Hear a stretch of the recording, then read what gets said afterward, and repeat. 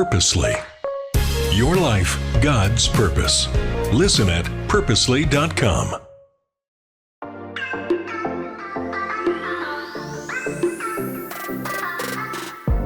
Hello, everyone, and welcome to the Gospel Tech Podcast. My name is Nathan Sutherland, and this podcast is dedicated to helping families love God and use tech. Today, we're going to be talking about 3 tech boundaries we all need. In fact, this is kicking off a 3-part series, so we're not going to cover all of it today, but we're going to be talking about how all of us need to have intentional boundaries around the time we use with our tech, the location of our technology, and which technology we use. I did, in fact, want to do them all in one, and then very quickly realized, oh no, time has 4 subpoints, and it's not going to work. So today we're just going to talk about time. We're going to talk about how do we set set boundaries around time. That is the total amount of time, the time of day that we use our technology, and how many times in a day. And I'll break each of these out. But the conversation is, hey, there's practical things we can start today when talking about healthful tech and intentional tech with our games, with our social media, with the shows that we watch, with our smartphones, with whatever technology we may have, and specifically talking digital tech and both tool and Drool tech. But Drool tech tends to be the one that eats more of our time. I don't have a ton of people misusing Microsoft Word. It can happen. There's certainly ways to be sneaky with it, but by and large, it's Drool tech that's creeping into our life, that's finding little nooks and crannies of time and space that we may want to reclaim. And today's conversation is going to help us do that. So that is our goal.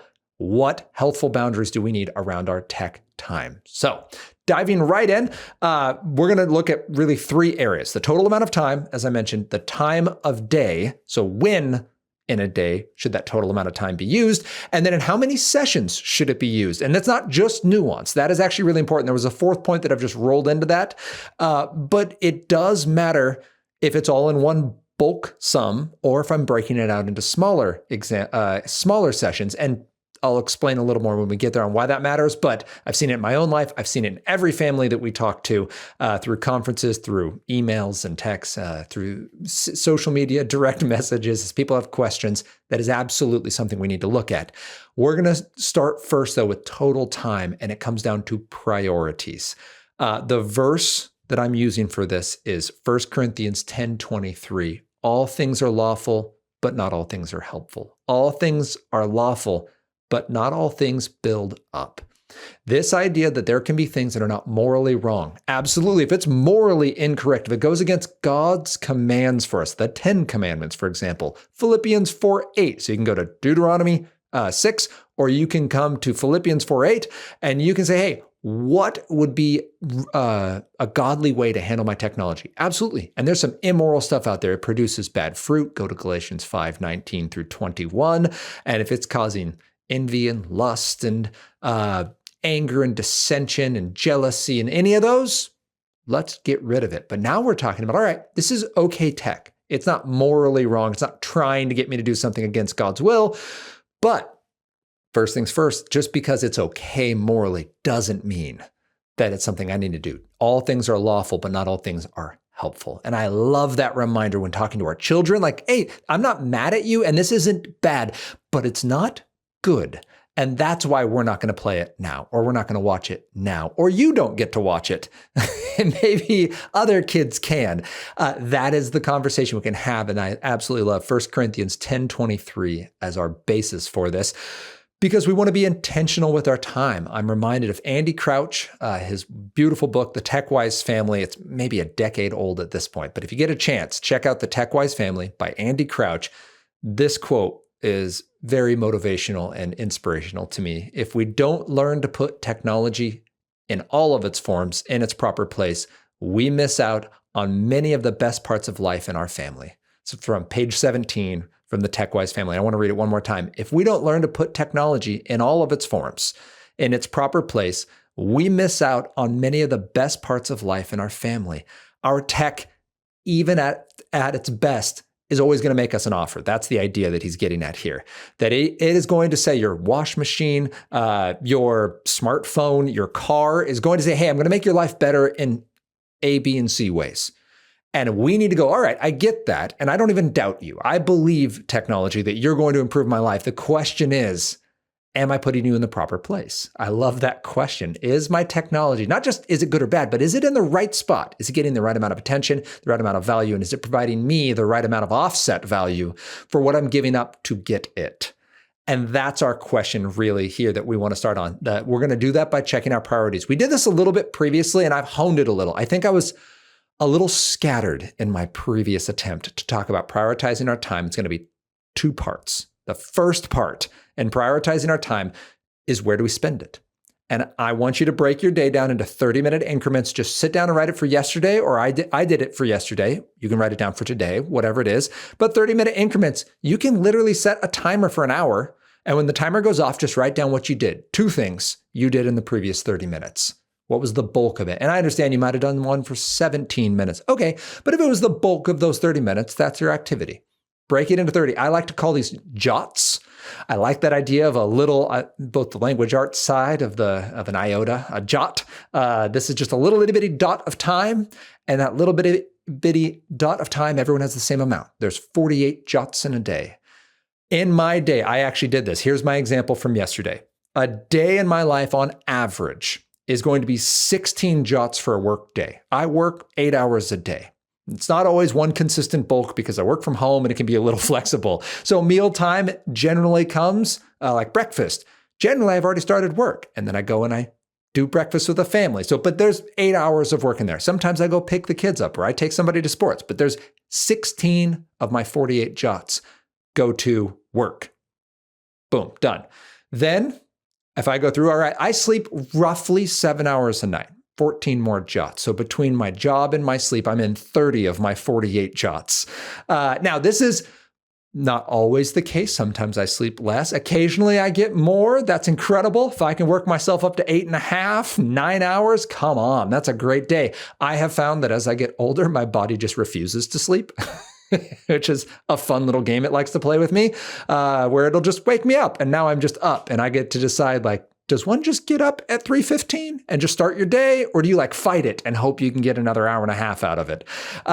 Maybe if you have good ideas on that, you can let me know. But that is something that I get to process. My jots go 30 between work and sleep. And then meal and day prep. This is anything from getting the kids ready to eating meals with my family to prepping meals. I do occasionally some of the meal prep. That's 8 jots. 4 hours of my day is going to be prepping, eating, and somehow dealing with meals, cleaning up from it, getting kids their meals, prepping for lunches, those kinds of things. And I will say Anna by and far preps lunches because so many small details, and I will always forget something. That's just side note, not to do with jots. I will exercise for 2 jots on an average day. I will read my Bible for 1. And this was super humbling when I wrote this down. I was like, oof, I see it. All right, but that's what it is. And then I'll drive for generally something like 3. So if you were to add all those up, that's 44 of my 48 jots right there. Sleep, work, meals, workout, Bible, driving. The rest of it is generally filled in with watching an evening show or doing yard work or getting distracted. And I do track this. There are times in my list, because I run my entire workday off jots. I just didn't want to bore you with all those details of like the 30-minute breakouts. But I will have a 30-minute where I'm like, I got just rabbit holed. I'll go look for something and I'll find something else. And it's not on my goals and it's not a priority for today. And I didn't even need to do it, but I just really felt like it needed a solid 30 minutes of my life. And so that's in there. Kids doing sports, that takes time. Yes, the driving, but also just being there and seeing other families and spending that time. Could I be more efficient with that? Potentially. I could go to my car and take out my laptop and do work. But also I'm really deliberate in wanting to be present and missional with the people that are in my life. This is part of the garden God has cast me into, is the sports that we've prayerfully chosen for our family. So I'm going to be there, and that's going to get some of my jots. And then family time. Maybe it's a walk, maybe it's a game, whatever we're going to do as a family. Maybe it's a devotional that is going to be part of the time that fills in those remaining 4 jots. So I've got 48 jots, the exact same number you've got. The question is, how are we spending them? And the second part of that is, all right, we know where they're going. Do they line up with what I want? Those 48 jots that I've got, is that proper priorities based on how I am feeling called and convicted as a child of God and as a leader of my family. We've got to choose how to spend our time. I love this, Galatians 2:20. This is a reminder that all of us have the same 48 jots in a day, and none of us actually have free jots. Here's Paul. I have been crucified with Christ. It is no longer I who live, but Christ who lives in me. And the life I now live in the flesh, I live by faith in the Son of God who loved me and gave himself up for me. I love this reality as believers that we were bought as a price. Paul says this in 1 Corinthians 6:20, that our lives and therefore our time no longer belong to us, but they belong to God. And we are now going to prayerfully use them to see his kingdom come and his will be done on earth as it is in heaven. The good works, as Ephesians 2:10 reminds us, that God prepared beforehand for us to do. So Galatians 2:20 says, I've been crucified with Christ. I died with him. He now lives my life. So even my time, the stuff I used to call free time, it's not free. It came at a great cost. And that cost might be spent on something that I am excited to do, but not always. Sometimes there's just stuff that needs to happen. Needs for other people. I'm going to go serve them because they need this to happen, or needs for myself. I need to take care of my physical well-being. I need to take care of my family. And it's a need. And so I'm going to take care of that. Not necessarily because I feel like it today, but because it's important. And so that gets some of my jots. Does it line up with the priorities God has called us to is the second part. When I look through my list, I recognize that there are areas that, you know what, that's probably not in line with where it needs to be in terms of what gets the most time and in what order it gets it. Some things just need to move later in the day. And by that, I mean, maybe it's a fine thing to do, but I'm putting in a priority that it's the thing I make sure I always do. So this is why I've started reading my Bible in the morning, because I was like, oh, I'll read Bible at night. It works fine. We have that time I'm going to read right before bed. That's going to be my quiet time. There's no reason to do it in the morning. There's no Bible verse about it, right? Like, this was my very college and just post-college kind of stick it to the man. I'm not going to do my quiet time. I don't call it that. That's too formulaic. And then I realized that without structure and without it being the first thing, life gets busy and life happens and I fatigue. And all of a sudden it's been a week and I haven't been in the Lord's word. And God doesn't love me any less, but my passion for the Lord starts to get distracted, if not wane. And all of a sudden, parts of Nathan's flesh, part of my flesh start to just kind of grow up. And these weeds start to sprout of anger and of anxiety and of lust and of any number of other just jealousy start to take root, take hold, and grow and bring death to different areas of my life. And I realized, man, I need to make that a priority in order. Yes, it needs time in my day, but it needs to come first. So that's the first thing you might notice. The second thing is maybe some stuff just gets too much time. I love this. It's not just believers who believe this. Kevin Kelly, he's the co-founder of Wired Magazine, one of the preeminent tech magazines in the United States. He wrote this in his book, What Technology Wants. I continue to keep the cornucopia of technology at arm's length so that I can remember more easily who I am. And that is such a great challenge for all of us to go, all right, what are my priorities? And am I keeping the technology at an arm's length, or is technology setting my priorities for me? When I reflect on my life, I recognize first, man, I want more time in prayer and scripture. Maybe it's not one more bulk time. It's not going to be a bolus of an hour. Maybe it is, but maybe it's going to be an extra 15 minutes. As a little lunch break. Maybe it's going to come at a different time in the day. Maybe it'll be with the family. Maybe it'll be by myself. It'll be on a walk. But just I'm seeing how many jots I'm giving to other things, and I want to be more rooted and grounded. And familiarity with the Lord and in his presence and with his word is the way to do that. So I want that. I want to be reading more edifying content. You will hear in there, reading was nowhere in my 48 jots. I do read. It tends to come either when I get a wild hair or through an audio book, like I'll reclaim driving time with that. But sometimes there's humans in the car that they really just don't want to read or listen to Brad Smith talk about tools and weapons. A delightful book, by the way, if you get the chance. I want to read edifying content. And I want less time with my email. I had a work breakout that made up those 16 jots for work, but email is way too much. I've been previously really great about, hey, I'm going to check my email on Tuesdays and Thursdays. And Monday, Wednesday, Friday, I'm going to focus on work and creating and being in those other areas. And it has worked. And I have an amazing admin, and she makes sure that my emails are broken into different categories. So there's a folder that's just stuff you need to read today. I make sure I get through that folder on Tuesday and Thursday, right? Like that's a feature that I have. It's already built in. I don't have to build that.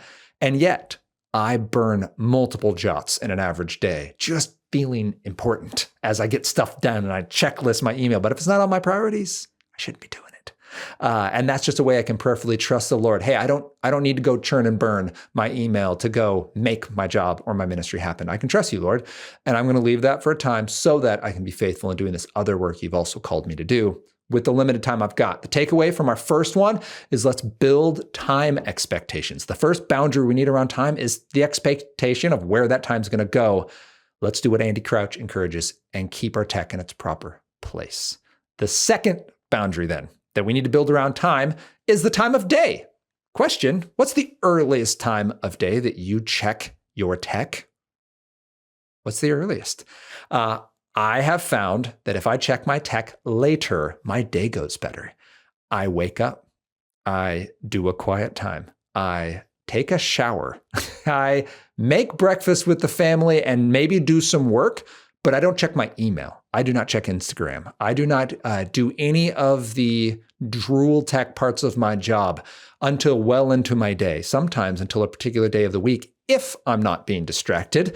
And that is important for me because I find I'm less anxious and I'm more focused. And when you have ADD, you gotta work to get both of them. So my life involves a really simple alarm clock, so I don't have to check my phone. I've mentioned it before. I'll put it in the notes. The Lexon Flip Plus. I use the travel one. That's the little one. It's not perfect. You might have a better one. It's one I like. It's $30 for the travel version. That's the smaller version. And it got me up this morning so that I could go do my workout early. That needed to be bumped up so that other life stuff in the afternoon could happen and not compete. And reading and shower and breakfast and family out of the house. And then I'm going to check my texts. That's the first thing I check of my technology to make sure family didn't have a crisis or something. And then I go to work, and sometimes it involves the internet, but I don't start with my email. Both because Cal Newport really drives that home in his book, Digital Minimalism. It's a phenomenal book if you want to read it, Cal Newport. Please check that out. He's also the one who challenged me on the days of a week that you don't need to check your email every single day. Not true for everybody. Some people, your job is absolutely built around communication via email. But his challenge of do your deep work first. Oh, and that's his other book, Deep Work. Another great book where he drives his point home. But do your deep work. If you are in a creative job where it involves or requires long periods of focus, do it. This is also a great example for our children when we're thinking about, okay, children, what are our priorities as a family?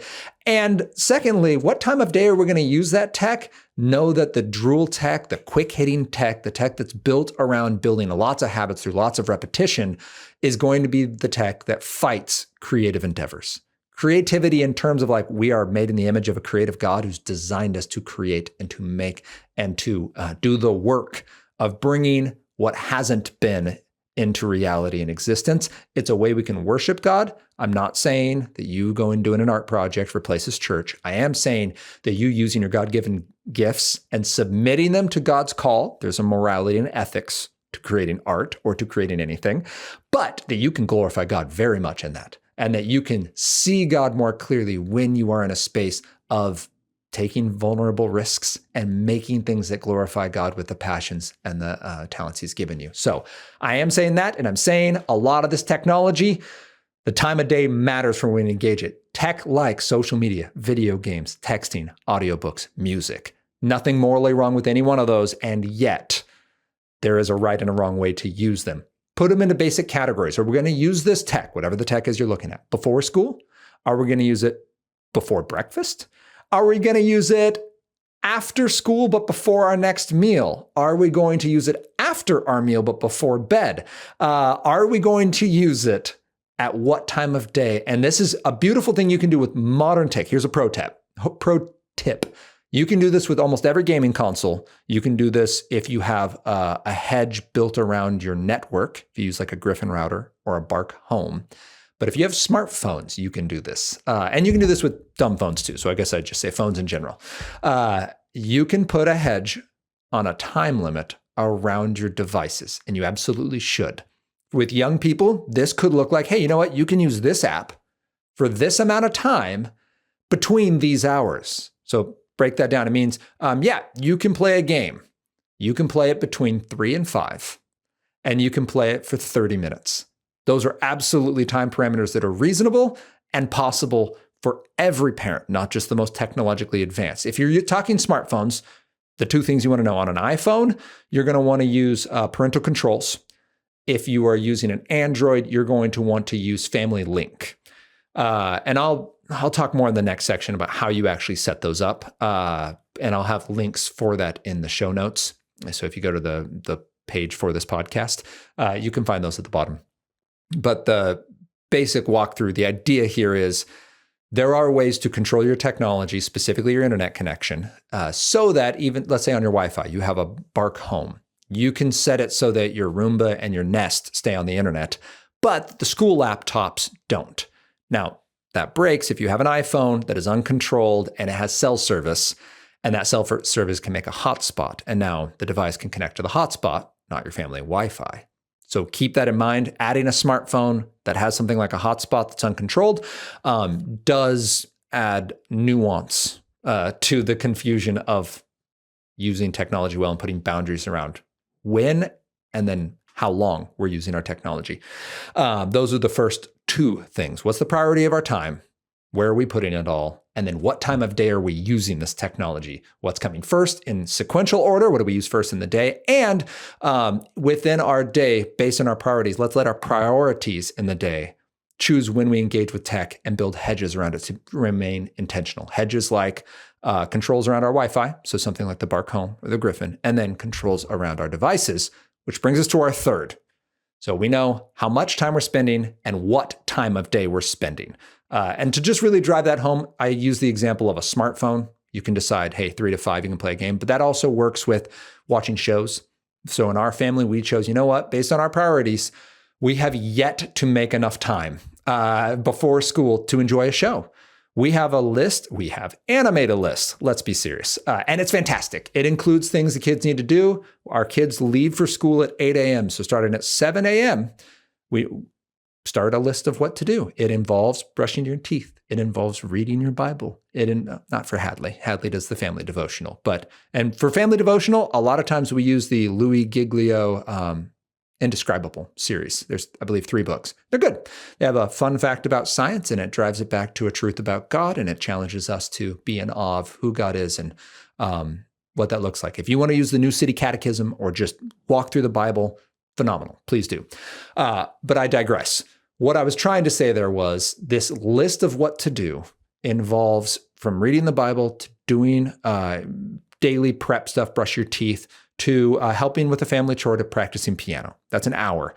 So before 7 a.m., we don't want to incentivize getting up early. We don't want to say, hey, you know what you should do? Wake up at 6:30 and you can get 30 minutes of TV in. We just go, hey, you know what? In our family right now, it's not going to work. You can sleep. If you wake up early, you can play or read a book and then start your chores and then go to school. Then you come back from school and that's where our show time is. We have sometime between 3 o'clock and 4:30 or 5. There's generally going to be some kind of a show on an average day. I'd say 3 days a week during the school week. Sure, you're going to watch a show. We have rules on that. 30 minutes is our limit. And that brings us then to, all right, it's the end of the day. On a Friday is our movie night. We've picked a day. We've picked the long form on that day. Yes, you can watch a movie. It could even be a full movie. It's going to be 90 minutes to 2 hours of entertainment, tech. Cool, fine. But it stays there. And if for some reason we're gone on a Friday, that doesn't mean we're going to make it up. It doesn't suddenly move to Saturday or to Sunday. It just goes, you know what? We missed our day. And next week, it's still your day. We have each family member gets a day to pick it because tech, everyone has their opinions. So that's the way we've chosen to do it. Whatever the way is you've chosen to do it, know that you need to know how much time you're going to spend. And you need to know when in your day that comes.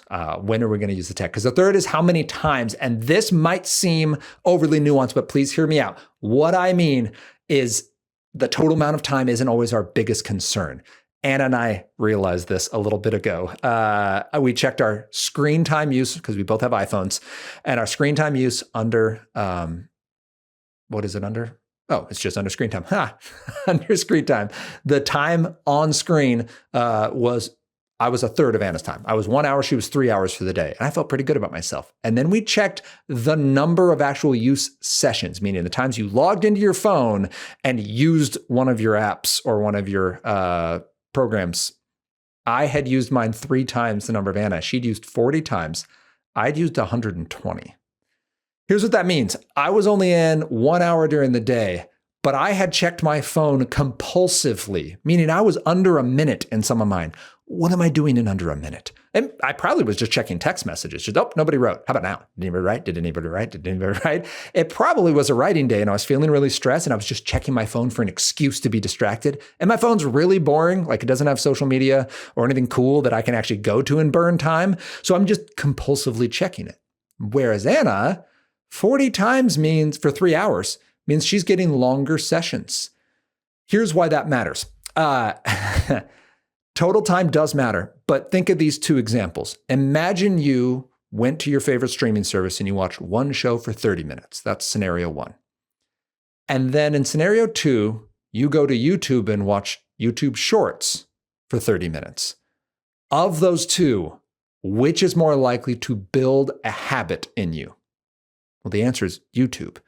You get 29 more reps of watching YouTube videos in the same amount of time because they're 30 to 60 seconds. And you're going to watch a lot more content. Just the sheer pace of the content can make you anxious. You're watching so many different videos from so many different creators across a range of topics. You can feel anxious just consuming that rate of information.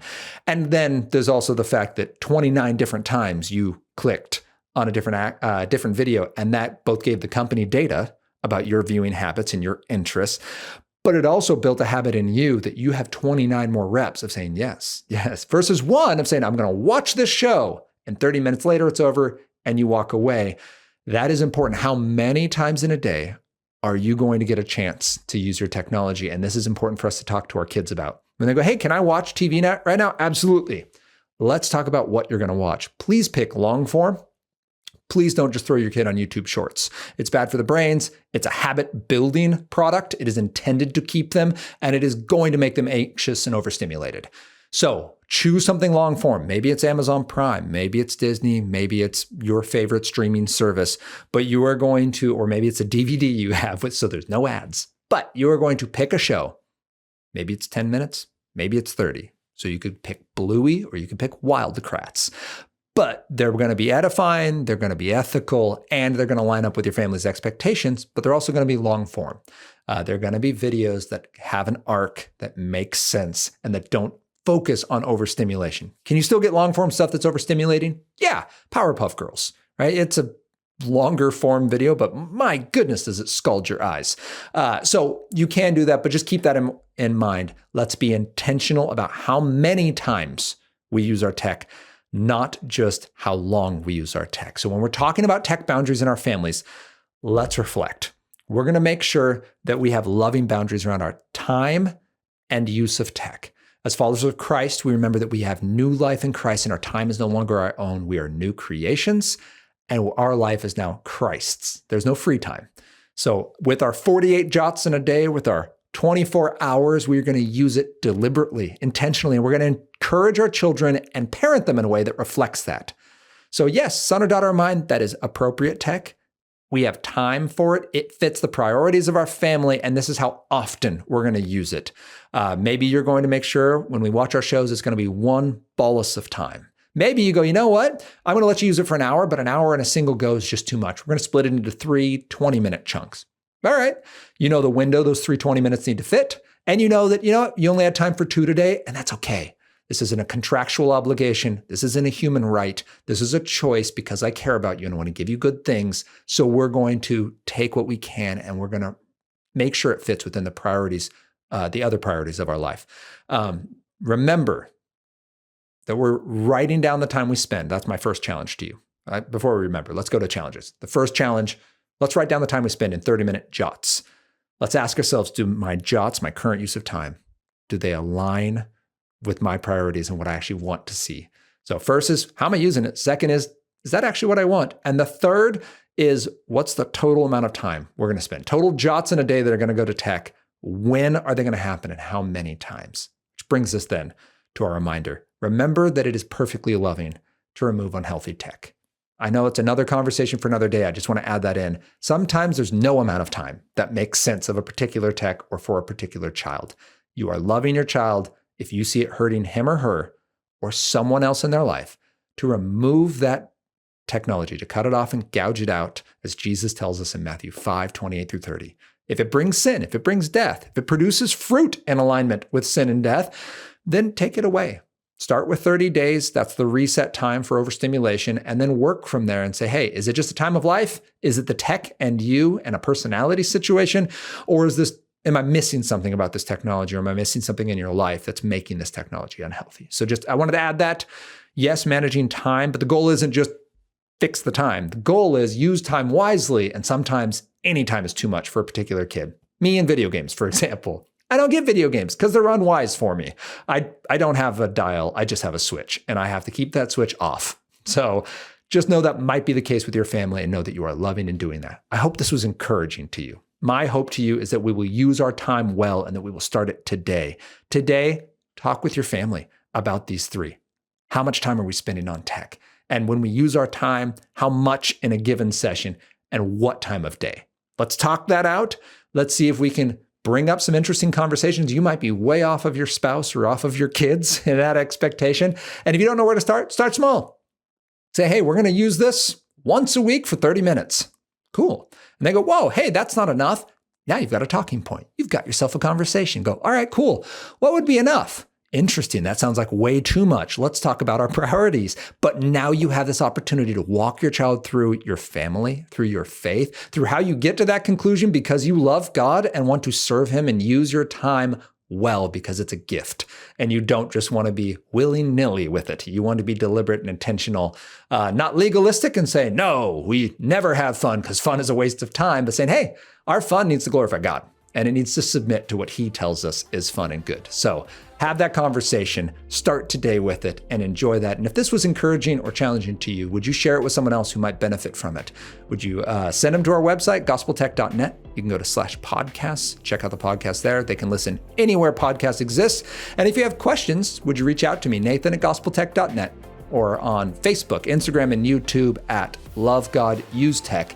And would you join us next time as we continue this conversation about how we can love God and use tech?